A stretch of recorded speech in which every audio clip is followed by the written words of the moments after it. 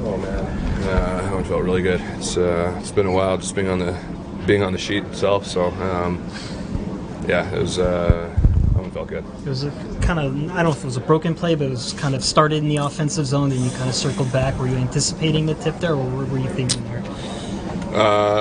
Yeah, I do my best work in front of the net. Usually keep the puck in the other guy's hands, and I get in front, and I know he's going to shoot. So I've been working on my tips for a couple months now while I've been injured. So I'm glad that one paid off.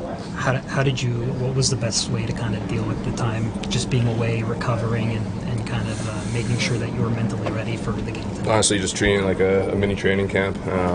Once the knee was healed up, I think, making sure I wasn't getting too frustrated, not being in the lineup and with the injury, but just making sure I was working hard every day and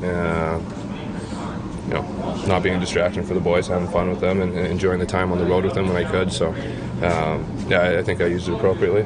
Was it extra special doing it here in Winnipeg, making that return, but also scoring a goal? And do you have any family members or friends in attendance today? Do I have what, sorry? Family members, friends? Yeah, my mom and my dad, and I got a few buddies here. Got to see my grandma last night. It was really good. I haven't seen her in a while, and she's getting a little older, so that always gives me a little boost when I get to see her. Spend some time with my mom, and I got to see one of my buddies. But it's always fun coming back here. I don't come here as often as I used to, so when I do, it's always fun. What will be your plans for the break now? I'm gonna go work on my tan. I'm getting a little pasty over here, so we're gonna get in front of the sun for a bit. Do you hope that this goal could be kind of maybe the start of an upswing for you now that you might have some runway? Yeah, I hope so. I don't even know if it's necessarily just the goal. I think I liked where my game was today. I thought our line got on the forecheck well.